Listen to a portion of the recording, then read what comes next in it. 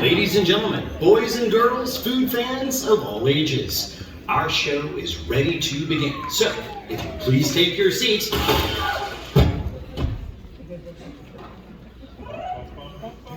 Good evening. Yeah! Thank you. Good evening, Thank you very much. Welcome to Beyond the Eats, the holiday variant. I'm hoping that'll be the only variant you encounter during this holiday season. I want to say before we get started, we did our very first live tour show in this theater in 2013. So it's very nice to be back. The only problem with starting our touring life in this theater is that we thought all the other theaters would be this nice. They're not. So it's very nice to be back. Thanks for having us. We're going to start this evening with a song from our new holiday album, which we didn't actually get done in time for the holidays. I blame inflation and supply chain and staffing. That's the other problem.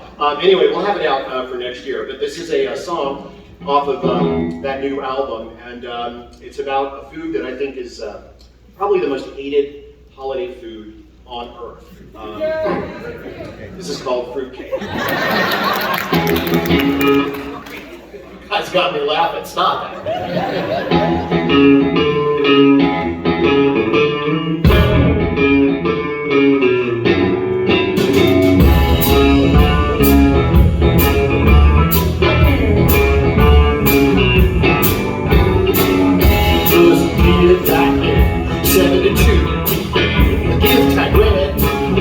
From me to you.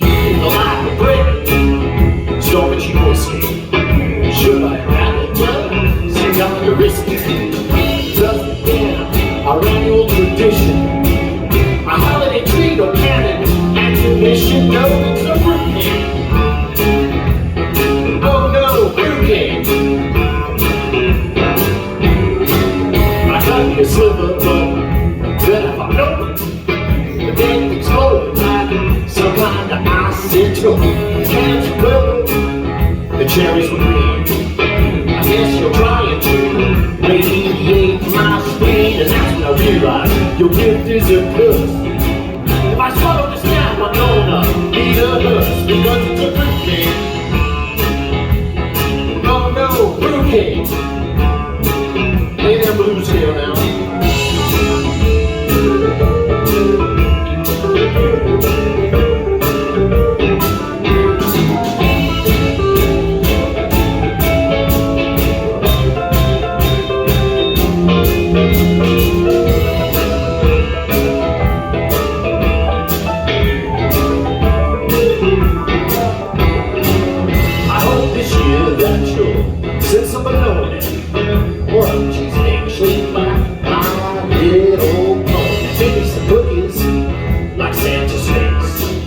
Just not the block of that industrial waste. Every New Year's I throw it away. But come Christmas Eve, it's back up my driveway. It's like a fruitcake. Oh no, that fruitcake. Don't know how it's following me around and find me. Just got to avoid that fruitcake, or I have to change my name, move to another town. Anything to get away from that fruitcake. Thank you very much. From the soon coming album called Reindeer Roasting on an Open Fire, out next year. Before we dive in, I would like to introduce members of the band. Some of them were here with me every time I've played here, others fairly new. On keyboards from Nashville, Tennessee, give it up for Mr. Chris Smallwood. On the drums and other percussion from Chicago, Illinois, my personal attorney, Mr. James Pace. And on the bass guitar from Boston, Massachusetts, Elizabeth Ingram Brown. Thank you very much. Welcome back to the place some more songs here in a bit. I want to say right up front that some of you I know have phones and want to take pictures.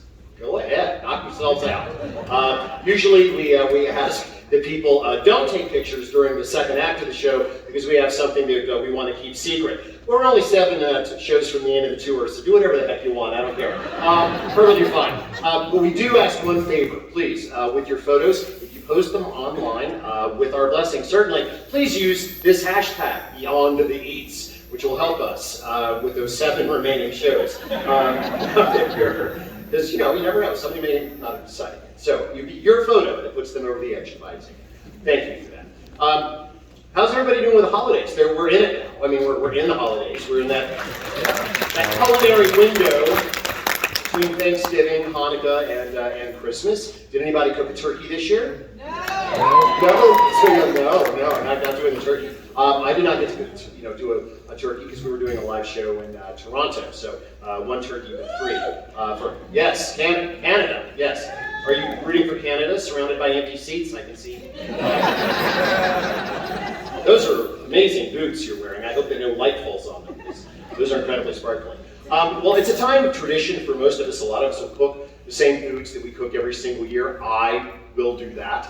I'm a sucker for this time of year. I watch Rudolph the Red-Nosed Reindeer and cry. Does anybody remember being a kid and seeing Rudolph the Red-Nosed Reindeer? I'm only talking to people older than 50. Do you guys remember?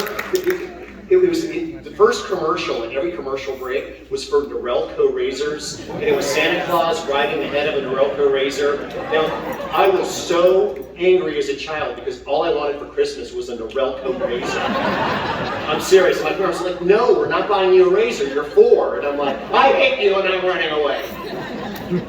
Anyway, I'm a sucker for this time of year, and we'll always do the same thing. We drink the same cocktails because we invite the same relatives that we don't like, so we have to drink. Really understandable. We wear the same bad Christmas sweaters, we cook the same food, watch the same movies, and play the same songs over and over and over again. I've gone through 5 Charlie Brown Christmas albums in my lifetime. But I have another odd, perhaps, tradition during this time of year. On December 25th, always the 25th, I don't know how I ended up on that date, because I've been doing this for a lot of years, over 20 years in fact. I will sit down late at night on the 23rd. I'll sit in my living room, a cozy facsimile of which we have created here, although that tree is bigger than mine. And I will sit in my favorite chair, and I will contemplate my regrets. I collect regrets. You don't. I'm taking it, collect regrets. I collect regrets because I had a grandfather many years ago tell me that regrets, if you don't track them and keep up with them, will really do bad things to you. And you ought to keep up with your regrets so you can fix them above all. And so I collect my regrets in what I call the Rolodex of regret. This is the Rolodex of regret. And I have many, many regrets in here. Now, for those of you who are under the age of 50, you have no idea what this is. Let me explain. It's like a rotary card catalog. And a card, you don't know what that is either. It's a spinny thing with paper. And people that lived after dinosaurs, but before computers, used these to keep up with their business contacts, sometimes personal contacts. You could, like look under the G's and, see all your clients or, people that you work with their birthdays, their phone numbers, all that kind of nonsense. So, but it's very good for keeping up with regrets, because if you ever want to get rid of a regret, it's really easy to cancel one. Boom, it's gone. Done. You can do that with people too, by the way. Anyway, I want to share with you some of my regrets. I have one specifically that I'm going to be getting rid of tonight because I have fixed it, which is what you're supposed to do when you have a Rolodex of regret. Now, a lot of my regrets are culinary in origin. You might expect that, given what I do for a living. And quite a few in here, probably at least 100, have to do with recipes that I have written. So I'm going to give you just an example, and this is one that I've recently repaired. Bring on number 76, please. Correct. Number 70.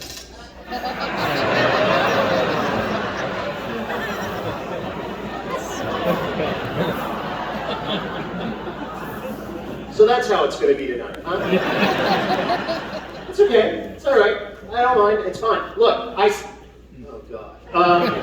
Look, I thought it was a really good idea at the time because my family's always had lasagna sometime between Christmas and New Year's. And I thought, well, people go to parties then, right? So if you made lasagna in a crock pot, you could just unplug it, go to the party, plug it back in, right? Right? Yeah, no, it doesn't work that way at all. For one thing, nobody wants a round lasagna.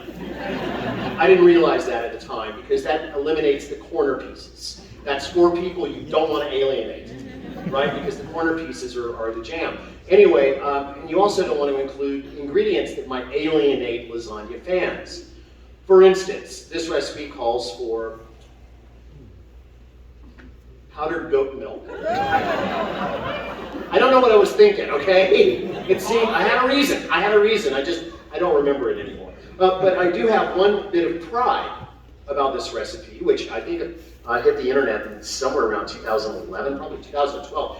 And my point of pride is that this recipe has allowed me to accumulate more one-star reviews than any other chef on Food Network.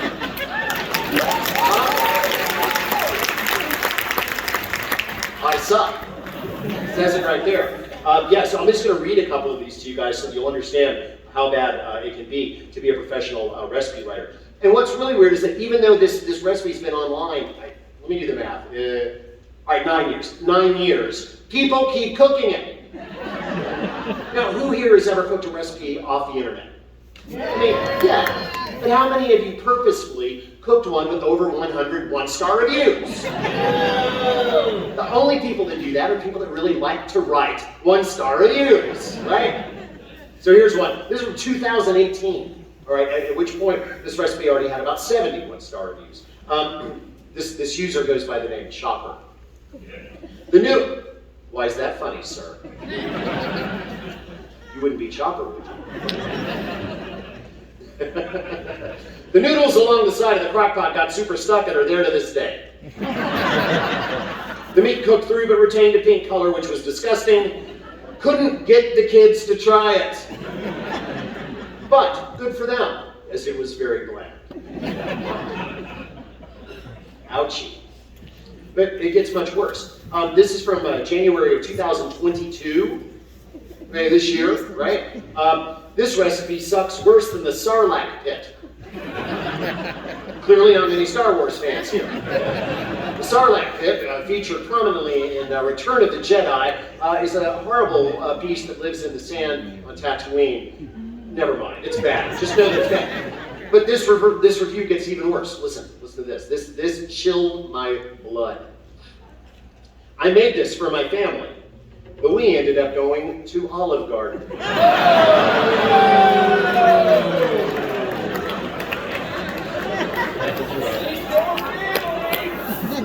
Do you have any idea what it feels like? Knowing that you drove someone to the bottomless Red Bowl? Because to me, that's as bad as the Sarlacc pit, quite frankly. Terrible. So I was very bad. But then there's one more that's even worse. This is the one that actually pushed me to revise this recipe and start all over again. When this one came in. This meal presented a great opportunity to eat cereal.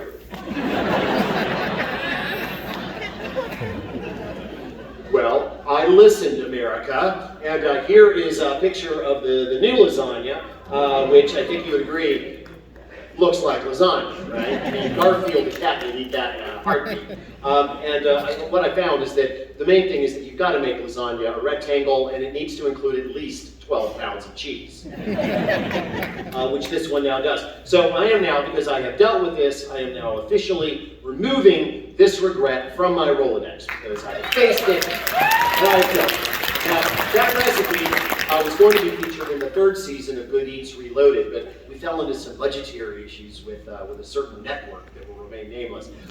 So I fixed it, but it's only in the Good Eats 4 book, which is out there for perusal, should you want to see it. The problem with regrets is if you don't do something about it when it's relatively new and fresh, it just becomes part of your mythology, and then it's almost impossible to get rid of, especially if people talk about it. For instance, my childhood, very challenging from a food standpoint. Let's bring up, you know what, Let's bring up number 12. Can we bring up number 12? So my problem with food, legendary as a child, and this stemmed mostly from the fact that I kept putting things in my mouth that didn't belong there, which we'll get to. But this particular story, the s'more incident, is a very old regret, but I can't shake it because it's become something of a legend in my family.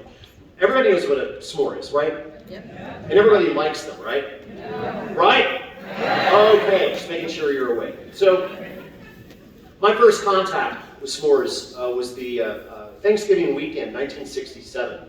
I was 5. I was living in Southern California, in a part of Los Angeles referred to as the Valley, which is the less glamorous portion of Los Angeles, especially back in the 60s. I was out in the backyard playing by myself when I smelled smoke. And you know, you live in California. When you live in California and you're outside and you smell smoke, you pay attention, right? Because things happen, you know, in the state of California. And I noticed that it was coming from the next yard over. But there was another smell that grew kind of on top of the smoke. And it was a smell that I would later learn was caramelization. But I didn't know what that was yet. So I went over and I poked my little blonde head through the, yes, I used to, never mind, through the hedge that we had, because Southern California is built on a foundation of hedges, because people want to be left alone, or appear to want to be left alone. So I poked my head through the hedge, and I felt like Macbeth stumbling upon the witches, because in the next yard were 3 young ladies, all wearing Girl Scout uniforms. And one of them I recognized as the next door neighbor's daughter, Darla, several years older than me. And they were cooking marshmallows on sticks over a fire.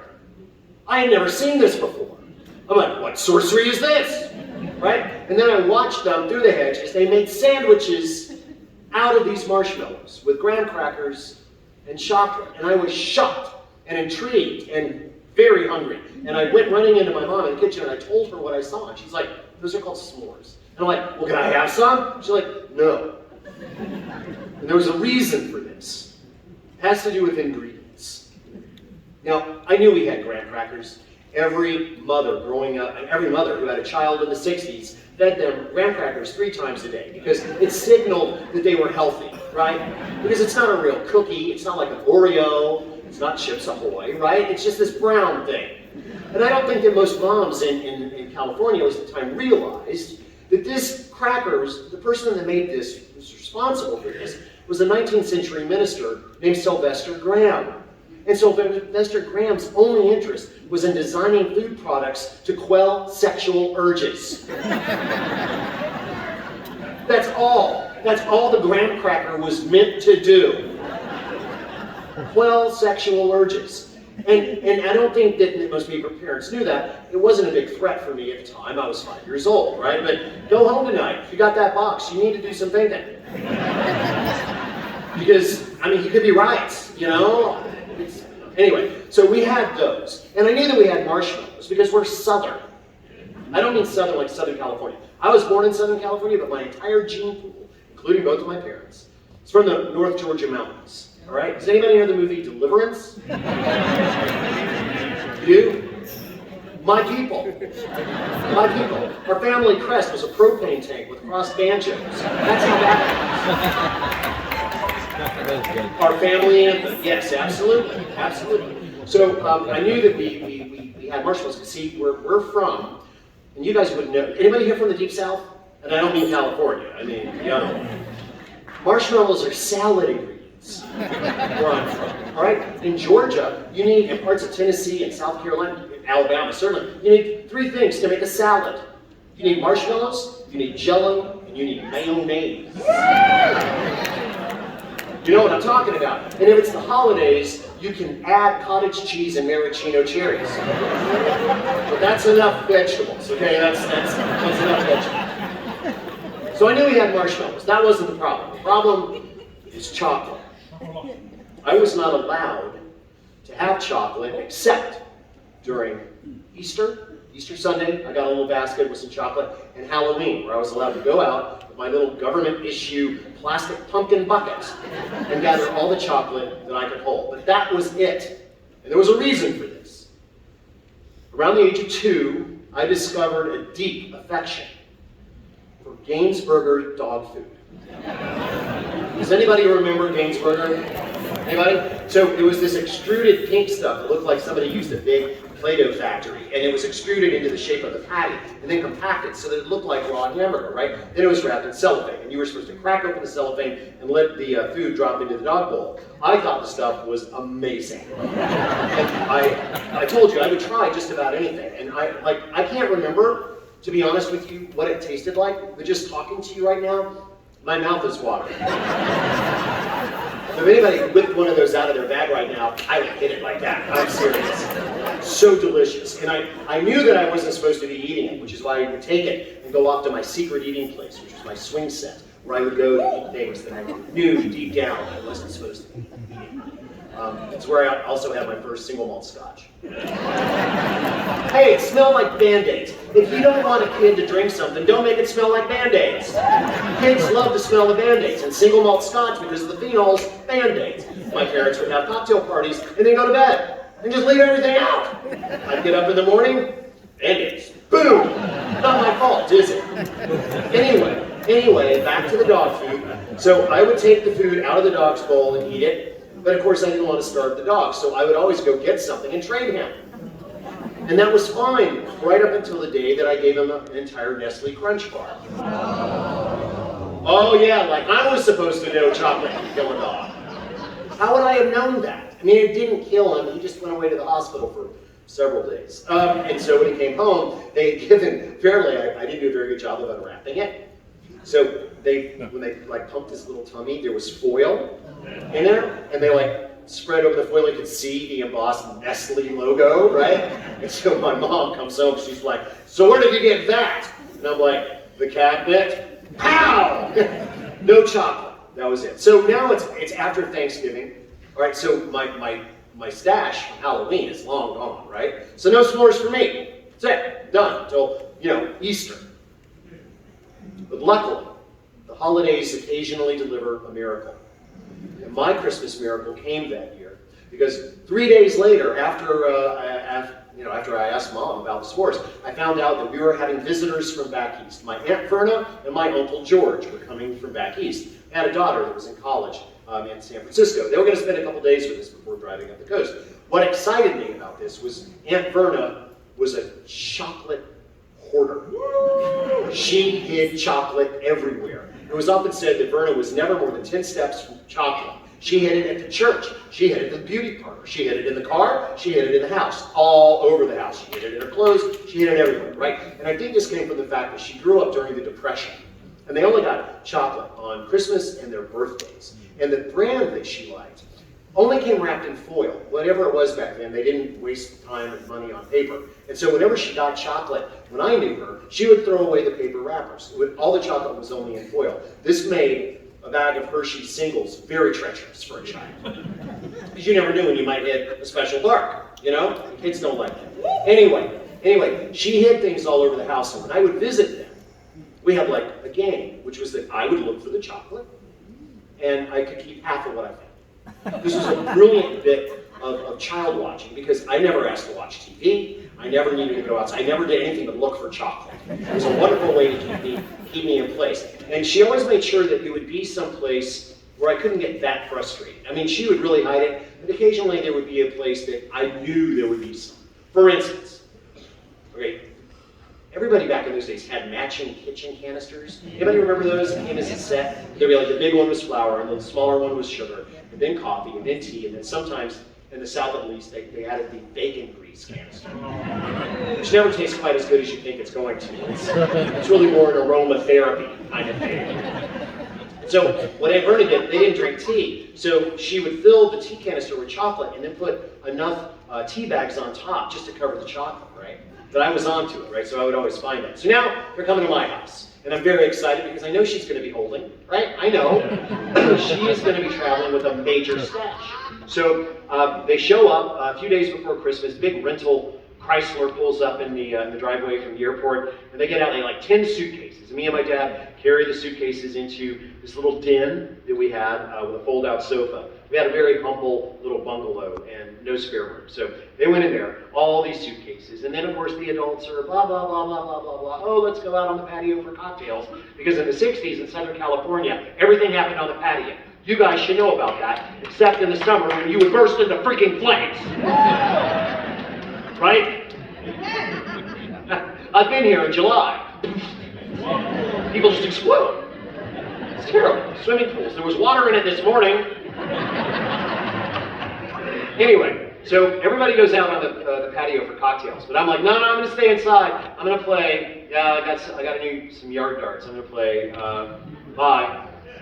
I see ya, and they leave, and they close the door, and I immediately go into the den and TSA all their luggage. I went through everything. I went through suitcases. I went through Aunt Verna's like cosmetic bag. They used to call it like a trading bag or something. I went through that. I went through clothes, pockets, everything. In about 10 minutes, I found some chocolate, but it wasn't what I was expecting. So then I decided to backtrack Aunt Verna everywhere she'd been in the house. Because I know her ways, you understand. I knew my prey. So I eventually, after about 20 minutes, have a good double handful of chocolate. So I ran to my room and I put it in my government issue pumpkin bucket.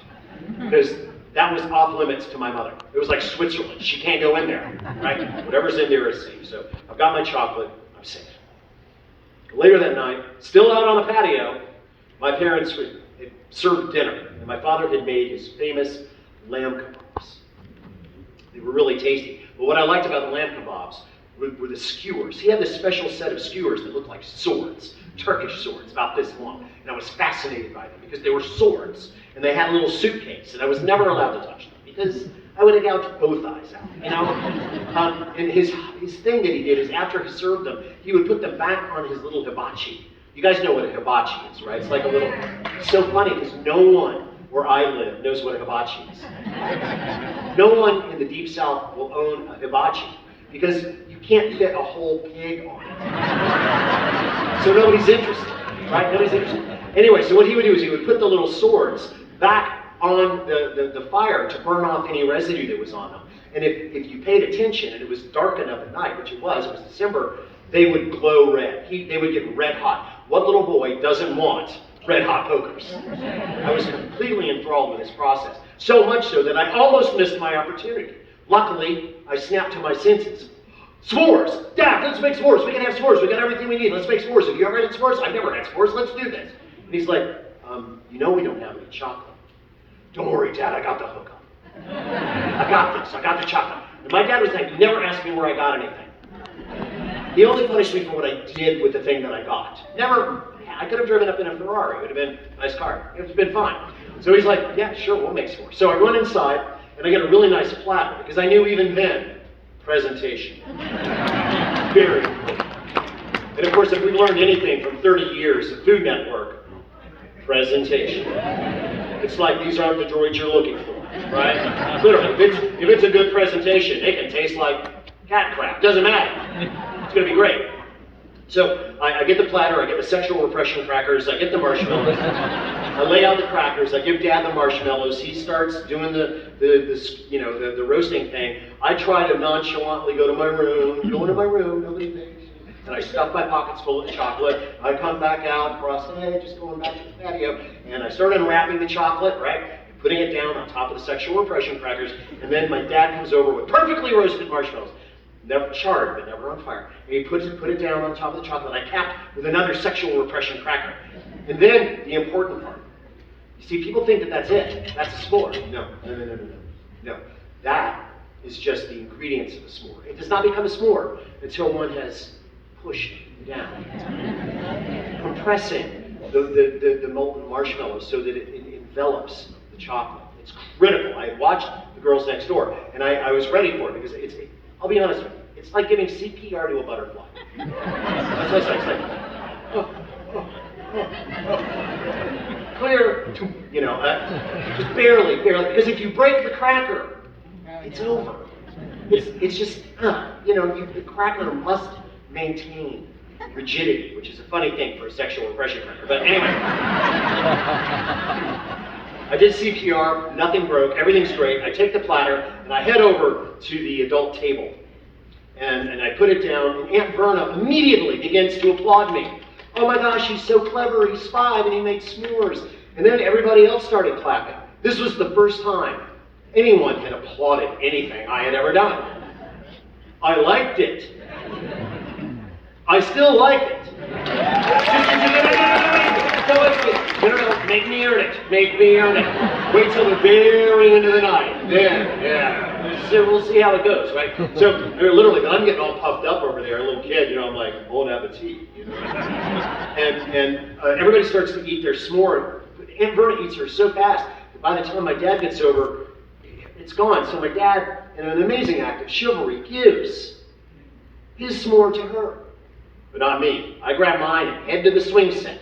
Because if there's been a time for secret eating, it's this. Because it's going to be messy, and I don't want anybody to see me. So I head off across there and to the swing set, because it was right on the corner of the yard. But it's nighttime, and in the grass, I stumble. And I drop my s'more on an ant mound.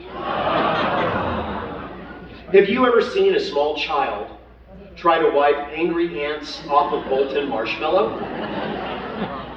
If you ever have the opportunity, don't pass it up. It's an interesting spectacle, because first, the child responds to the fact that the marshmallow is hot. And then, the child responds to the fact that the marshmallow was incredibly sticky. And then the ants start biting the child. And that's when things get really ugly. So, I don't even know what happened to the s'more. I ended up running into the house, washing my hands in the kitchen sink to get all the ants off.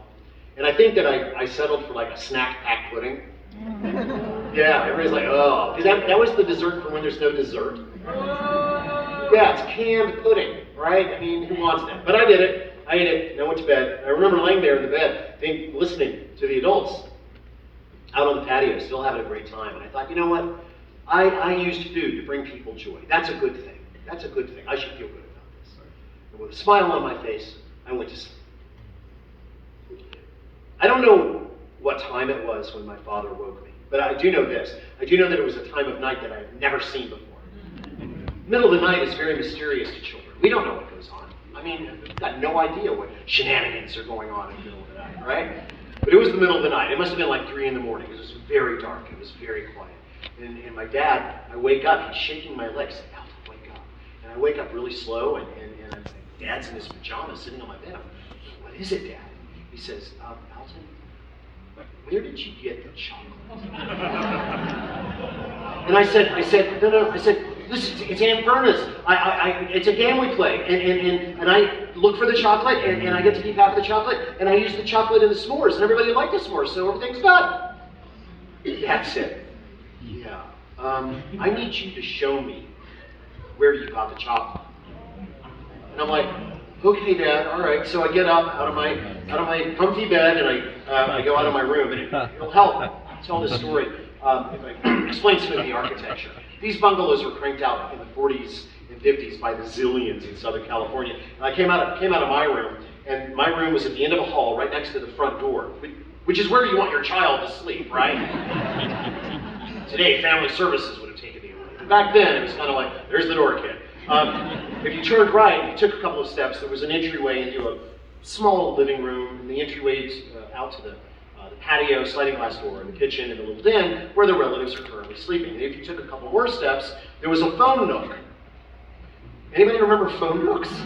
So a phone nook, kids, there used to only be one phone in the house. It was connected to the wall and the rest of the world by a wire installed by the phone company, who were all powerful. Don't screw with the phone company. And then what everybody would do is you'd have like this little closet without a door on it in the hallway. And then everybody would build a little bench and a little desk, and that's where the phone sat. I was afraid of the phone nook because it was dark in there, and I always just knew there was something waiting for me in the nook, right? So my parents installed a nightlight and a little socket on the wall opposite it so that I could see into the phone nook. Well, if you went past the phone nook, you would then, my parents' room, and then the bathroom. And the bathroom in all these old bungalows, only bathroom in the house, right, they were all the same. But weird by today's standards, because you would open the door, walk in, close the door, and immediately run into a wall. Like right there, barely room for the door. And it was not really so much a wall as a partition, because they never went all the way to the ceiling. And they were covered with tile. And it gave you 2 options. You could go around to the left, or you could go around to the right. If you went around to the left, this is where the toilet was. if you went around the other side, the sink and the medicine cabinet. And they just did this to save on pipe, right? Because it meant that one cold water pipe could come up in the partition and, service both the toilet and the sink. It was rough on privacy, I'm not gonna lie.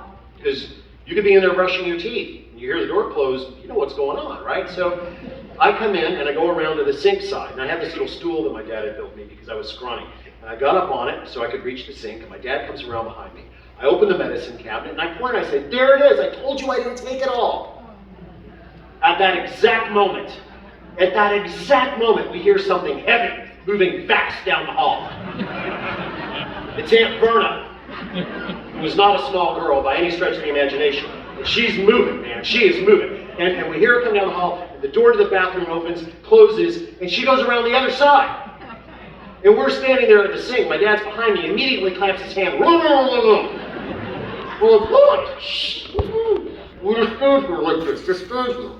and we hear this click on the other side, which is the sound of the toilet seat lid clicking against the tile wall, right? And then just nothing. And then came the sounds. Sounds like I had never heard before in my young life. Low, guttural, animal type sounds, all gurgly and gurgly. Sounded like something was really... I don't remember a wolf, but I do remember also industrial sounds, like some kind of chugging and all kinds of weird things. And it was literally in my young mind, it was like the Titanic is sinking into the La Brea tar pits and it's covered with rabid wildebeest. That's what I saw in my head. And the whole time I'm going, right? And then I'm distracted from the sounds by a series of aromas. They were unlike anything I'd ever encountered. And they were horrible and yet also oddly compelling at the same time. And it came in imagine a 3-act play. But it smells, right? So act 1, fermentation. It would be years before I actually encountered the product known as kimchi. But when I did, I immediately recognized it. It's like, Aunt Verna! Seriously. And then Act 2, I simply refer to as summer dumpster. Now, you live in a place where it's quite hot in the summertime, and you've probably walked by a restaurant dumpster in summer, and it's literally a symphony of bad smells. Have you ever stopped and gone, what rotted to make that smell? Was it cheese? Was it a fish? I can't tell what it is, but it's really kind of mesmerizing. And then that ended, and there was one more act, which I'm not going to get into. I just call it CSI rerun. That's all you need to know. So these sounds and these smells fill the air for a good solid 20 minutes, during which time my father does not move one muscle. We stand like this, until finally, a final sound comes across from the wall. And Aunt Verna leaves the restroom without washing her hands. No, it was a blessing. Imagine how awkward that would have been for me. No bouncing back from that, right? So we stand there, we hear her go off back down the hall, and all of a sudden my father, sensing urgency, feeling urgency, picks me up, and whisks me out of the bathroom. We're moving down the hall fast, and he stops. And my feet are not touching the ground. I'm like being kidnapped by my father, right? And he hears something, and he ninjas us into the phone nook. Right up against the very back wall of the nook, right? He's going real quick. And all of a sudden, my mother goes running by. And she had run track at school. She knew how to move, right? And ladies back then wore these kind of voluminous, diaphanous nightgowns. And I'll never forget watching the light from the nightlight pass through all this material as she went running by, fluttering like a wraith, and closing the bathroom door. And then we're out of the nook, and we're moving down the hall, and we're in my room, and he closes the door with his foot, and he puts me in the bed, and he pulls up my covers, and then he just sits, waits. Because I am freaked out. I am so freaked out. I'm like, if this is what you people do in the middle of the night, I don't want to part of it. What is wrong with you people? Oh my gosh. Look, I don't want anything to do with adulthood at night. Tell you what, you put me in here at sunset, put my scotch right there, I'll get up in the morning. Crazy. What do you people do? He sat patiently. And finally, when I retained control of my breathing, he kind of scooted up. I remember he patted my leg and he said, "Son, we're never going to talk about this." And I'm like, good. I don't want to talk about it. But it was a wonderful thing because that's when I realized that adults can make things disappear by just not talking about them. It's a wonderful superpower, right? Yeah, it really is. So we did. I got up the next morning and I just knew we were going to talk about it. And he made me breakfast, made me toad in a hole. Never said a word. The day went by and he didn't say anything. Next day, next month, next year, several years, until he finally passed away. We never talked about it. And then I forgot about it for almost 17 years. 17 years later, I was in college. And Aunt Verna passed away. And I remember feeling terrible because I had not been a good nephew to her, especially in the last few years. You know, you go off to college, you get busy with other things, it's easy to forget your family. And so when I found out she died, I knew I had to go to the funeral. It was a 3-hour drive from school, and I had this beat-up, rusty old Datsun Nissan. Before Nissan, Datsun. So Datsun 510, 4-speed. And I drove 3 hours up into the hills of North Georgia to the Baptist church at an intersection where her funeral was. And then after the funeral, we all went downstairs to what you guys wouldn't understand. In the South, a Baptist church must contractually have what's called a community room in the basement. And the only food that's served in a community room is cupcakes and casseroles. That's it. Right? So we all go downstairs and iced tea. Did somebody say iced tea? Yes. Yes, I just didn't think you'd catch me on that one. So we go downstairs and and Verna's daughter, her name was Jessie, the one that had been at school in San Francisco, starts handing out gifts to family members. I'm like, what? I've never been to a funeral where that happened. But it turns out that towards the end, Aunt Verna knew what was coming and decided to go around the house and choose gifts for me, which she wrapped very carefully with all of the Christmas and gift wrapping she had been hoarding for 70 years, which is something that old people seem to do. And so Jessie comes over and she gives me this little gift bag. It's full of tissue paper. And I'm like, I'm really touched. I can't imagine what it is. But it's time for me to go anyway. It's night now. It's raining cats and dogs. I run out, I get in my little Datsun, and crank it up because it's got to warm up for several minutes or it backfires and shuts down. So I'm sitting there, with some light coming in from a street light, and I'm like, I got to know what this is, right? So I start fumbling around in the bag, and it's full of tissue paper that smells like old people and soap. And then I dig down, and I feel there's something rectangular, and I pull it up, and it's the tea canister, right, from her kitchen. She remembered, after all these years, right? And I open the lid, and I reach down, it's full of chocolate. I was so touched by that. And I was suddenly really hungry. So I unwrapped one of the pieces of chocolate, and I popped it in my mouth, and it's like, oh, that's old. I've been in here for a while. And it's been in here with those tea bags and maybe something else. So I swallowed it, like, well, maybe lower down would be better. So I dig down and I get a second one and I pop it in. I'm like, no, this is just not good chocolate, guys. It's just, but it's still chocolate, right? So I'm gonna eat it. But it's almost medicinal. I swallow it, I'm like, wow, this is not really great chocolate. I'll try one more from the bottom. So I get all the way down to the bottom, right? And I get my third one, and I'm chewing on it, and I'm like, now this is not good chocolate. I don't know why. I realize that I'm holding the lid to the canister in my right hand. And in the darkness, I see that there's something on it. So I turn on the Datsun's little dome light, and I look, and it's Aunt Verna's handwriting, and it says, "Thanks for the s'more."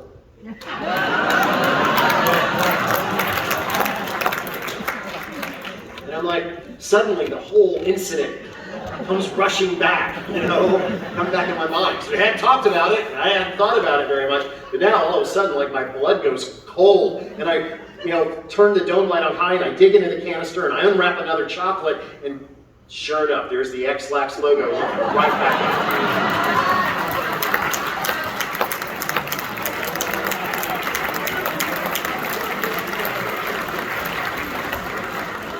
I don't so much regret this because of the incident in 1967. I don't. What I regret is the drive home that night. Because, guys, that stuff acts fast. And it was a rainy night, and I stopped at every gas station, IHOP, and Waffle House between there and my house. It turned a 3-hour trip into a 6-hour trip, and I regret that. So the moral of the story, ladies and gentlemen, remember, not everything that's brown is chocolate. True story. Thank you for listening. I will trouble you with one last regret, and it's a regret that I'm going to do something about. It is a regret that I've been dealing with on this entire tour. When I was a kid, I was obsessed with quiz shows. Not game shows, not things like, not Let's Make a Deal, okay? That didn't get me. It was things that allowed you to show off a considerable amount of knowledge. You know, because I was a know-it-all. And I'm talking, of course, about shows like Jeopardy! That is, in fact, my head on Alton Brown's body.